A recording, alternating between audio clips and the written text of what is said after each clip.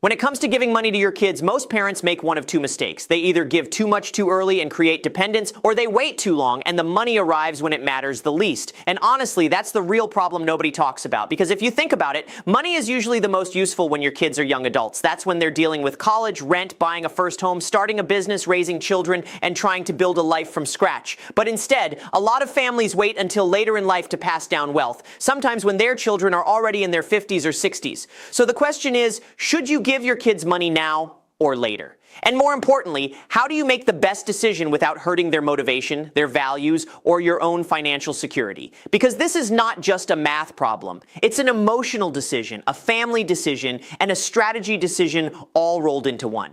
Main body. Let's start with the obvious. Giving money earlier can have a huge impact. If your child is 25 years old and struggling with student loans, credit card debt, or the down payment on a house, even a relatively small amount of money could completely change the direction of their life. That money might reduce stress, prevent bad financial choices, and give them the breathing room to make smarter long-term decisions. For example, helping your child avoid high-interest debt in their 20s could be worth far more than giving them a much larger inheritance decades later. Why? Because time matters. $1 at 25 is not the same as $1 at 65. $1 at 25 can be invested, compounded, and used to build a better life. $1 at 65 might still help, but it probably won't be as transformative. Now that sounds like an easy answer, right? Just give them money early, not so fast. Because there's a downside that a lot of parents don't think about. If money is given without structure, purpose, or responsibility, it can actually do more harm than good. It can teach your kids to rely on outside support instead of learning how to solve problems on their own. It can reduce ambition. It can create entitlement. And in some families, it can even create resentment between siblings if one child gets more help than another. So the real answer is not simply now or later. The better answer is give money when it creates the highest value, but do it in a way that supports growth instead of replacing it. That means intention matters. If you're helping your child with education, that's different from constantly bailing them out of poor spending decisions. If you're matching their savings for a first home, that's different from buying them a luxury lifestyle they haven't earned. If you're funding a business idea after they've shown discipline and a real plan, that's different from handing over money with no expectations. The best parents don't just transfer money, they transfer values. And that's where the real opportunity is. If you decide to give your kids money earlier, use it as a teaching tool. Show them how investing works, explain taxes, talk about budgeting, help them understand opportunity cost, make the money part of a bigger financial education instead of a random gift with no context. Because the truth is, financial wisdom is usually worth more than the financial gift itself. Now let's talk about the other side, waiting until later. There are some legitimate reasons to do that. First, you need to protect your own retirement. This is huge. A lot of parents are so focused on helping their kids that they forget one important thing. If you give away too much too soon and you run out of money later, that burden could end up falling right back on your children. And that's the opposite of what you wanted. So before giving money away, you have to make sure your own financial foundation is strong. Retirement savings, healthcare costs, emergency reserves, long-term care, these things are not optional. Being generous is great, but not at the expense of your own stability. Second, sometimes maturity takes time. Not every 22-year-old is ready to handle a large financial gift. Some people need more life experience, more discipline, and more perspective before they can use money wisely. In that case, waiting can make sense, but even then, waiting doesn't mean doing nothing. You could set up a trust. You could communicate your plans clearly. You could give smaller amounts over time tied to meaningful milestones. You could help with specific goals instead of giving unrestricted cash. In other words, you can still be intentional without just writing one giant check and hoping for the best. And honestly, for most families, the smartest option is probably a hybrid approach. Instead of thinking in extremes, think in layers. Maybe you help your kids with education. Maybe you match retirement contributions. Maybe you assist with the first home down payment if they've saved consistently on their own. Maybe later, the rest of your estate passes on after your own financial needs are fully covered. That approach gives your kids support when they actually need it most, while still protecting your future and encouraging responsibility. Closing. So should you give your kids money now or later? Here's the best answer. Give it when it can change their life the most, but never in a way that weakens their independence or risks your own future. Money should be a tool, not a crutch. It should create opportunity, not dependence. And the goal is not just to leave your kids wealth, it's to leave them wisdom, discipline, and options. Because at the end of the day, the best financial gift is not the biggest check. It's the one that arrives at the right time, with the right structure, and the right lesson attached to it. And if you can do that, you're not just giving your kids money. You're giving them a better start, a smarter future, and a foundation they can actually build on. If you had the choice to give your kids $100,000 today, or leave them a much bigger inheritance later in life, what would actually be better? Most people assume later is smarter. Save more, invest more, let the money grow, and eventually pass down a larger amount. Sounds logical, but here's the catch. The value of money is not just about how much it is, it's about when it arrives. And in many cases, giving your kids less money earlier could be far more valuable than giving them more money decades later. So in this video, let's break down the real answer to one of the biggest family finance questions out there. Should you give your kids money now or later? We're going to look at timing, compounding, psychology, financial responsibility, and how to make the decision in a way that actually helps instead of backfiring.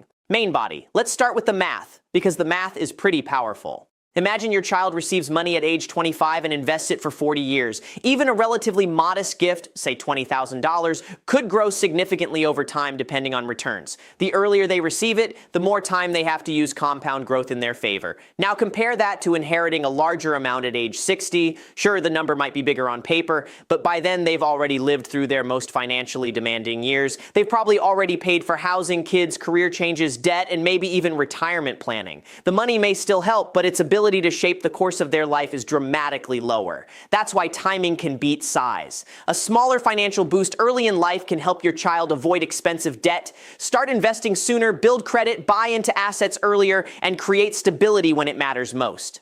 That could put them on an entirely different trajectory for the next 30 or 40 years. But there's another side to this. Money given too early without discipline can get wasted fast. And if that happens, not only is the money gone, the lesson is lost too.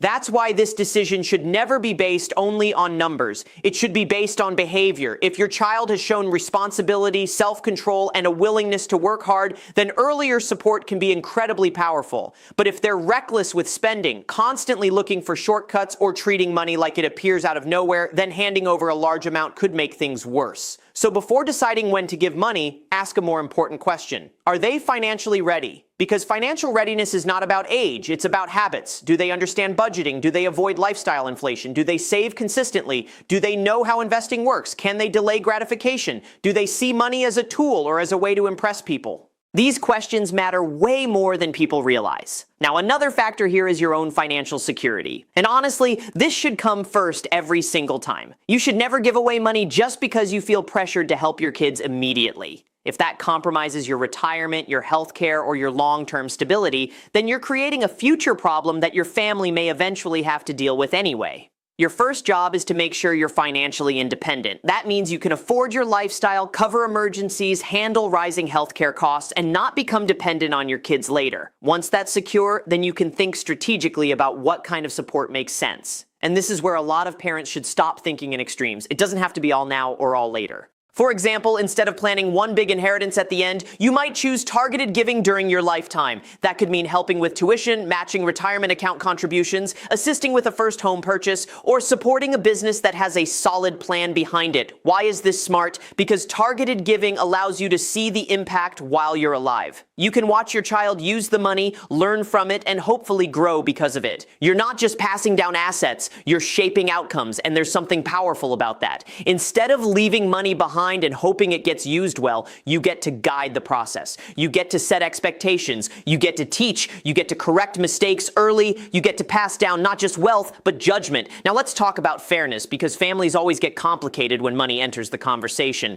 A lot of parents worry that helping one child now but not another will create conflict, and that's a valid concern. But equality and fairness are not always the same thing. One child may need help with education. Another may need less because they're already doing well. One may be responsible enough to benefit from support today, while another may not be ready. The solution is not always equal dollars at the same time. The solution is transparency, thoughtfulness, and consistency in your values. If your kids understand why decisions are being made, and they can see that you're trying to help each of them in meaningful and appropriate ways, that often matters more than perfectly identical treatment.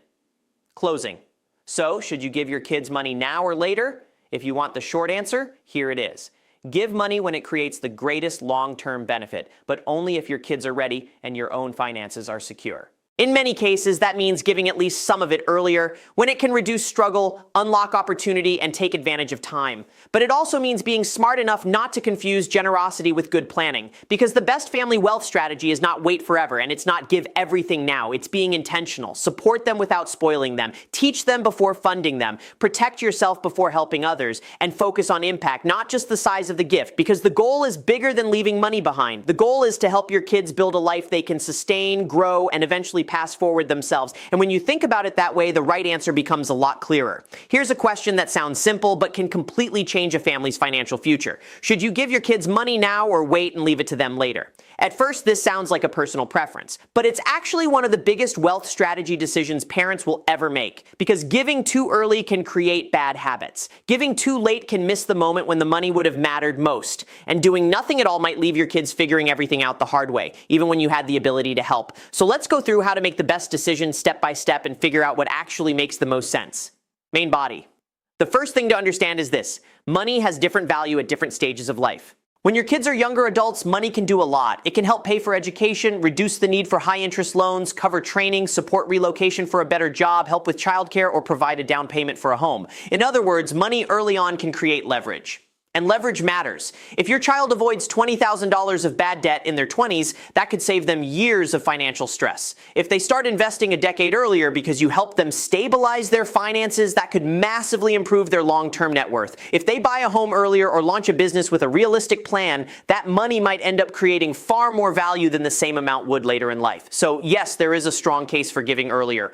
But here's the problem. A lot of people hear that and then assume the lesson is to just transfer wealth as soon as possible. That's not the lesson. Because money only helps when the person receiving it knows how to use it. If your child has no discipline, no budget, no understanding of investing, and no respect for delayed gratification, then giving them a large financial gift could do the opposite of what you intended. Instead of creating opportunity, it might reinforce bad behavior. Instead of reducing struggle in a healthy way, it might remove the pressure that builds responsibility. And that's why the best decision is not based on emotion alone, it's based on a framework. Here's a simple framework to think about it. Number one, are you financially secure yourself? Before helping your kids, make sure your own house is in order. Retirement comes first. Emergency savings come first. Healthcare planning comes first. If giving money now puts you at risk later, it's not a smart gift. It's a liability in disguise. Number two, what is the money for? This is huge. Money given for a productive purpose is very different from money given for consumption. Helping with tuition, debt reduction, a first home, investment accounts, or business startup costs with clear accountability is one thing. Funding luxury spending, covering repeated irresponsible decisions, or maintaining a lifestyle they can't afford is something else entirely. The purpose should create progress. Number three, has your child earned trust? And I don't necessarily mean they need to be rich or wildly successful. I mean, have they shown discipline? Do they work hard? Do they follow through? Are they making thoughtful decisions with the money they already have? If the answer is yes, support can multiply good behavior. If the answer is no, unconditional financial help may just magnify the problem. Number four, can you give in layers instead of all at once? This might be the best strategy of all. Instead of one massive transfer, consider a phased approach. Maybe you pay for part of education. Maybe you match their Roth IRA contributions. Maybe you contribute to a home down payment after they save a certain amount themselves. Maybe future inheritance is still part of the plan, but it comes after your own needs are fully covered. This creates a balance between support and responsibility. And honestly, this is where most families should land. Not all now, not all later. Strategic help at the right times. Now let's talk about something people often ignore: emotional impact. Parents sometimes believe that not helping builds character. And yes, sometimes struggle teaches resilience. But not all struggle is useful. Some struggle is just expensive. Paying 25% interest on credit card debt does not build character. Getting buried under student loans doesn't automatically make someone wiser. Being unable to move for a better opportunity because you can't afford the upfront costs isn't some noble financial lesson. So don't romanticize unnecessary hardship. At the same time, don't remove every obstacle either. Your job isn't to make life frictionless. Your job is to help when support creates momentum and still leaves room for accountability, effort, and growth. That's the sweet spot. And one more thing, talk to your kids about it. A lot of inheritance and gifting issues become family problems because nobody communicates clearly. Expectations stay vague, assumptions grow, resentment builds. If you already know how you plan to help, and whether that's now, later, or in stages, having honest conversations can prevent a lot of confusion down the road. You don't need to share every financial detail, but communicating your principles helps a lot. Tell them what you value. Tell them what kind of help you believe is useful. Tell them that your goal is to support them wisely, not endlessly. That clarity matters more than people think. Closing. So give your kids money now or later. The best decision is usually this. Give earlier when the money can create meaningful long-term impact, but only with clear purpose, healthy boundaries, and after your own financial future is protected. If you wait too long, the money may arrive after the hardest years are already over. If you give too much too early, it might weaken the habits your kids need most. But if you give strategically, tied to responsibility, timing, and real opportunity, the impact can be huge. Because wealth transfer is not just about passing money. It's about passing timing. It's about passing judgment. It's about passing values. And the families that do this best understand one thing. The smartest financial gift is not the one that feels the biggest. It's the one that helps the most.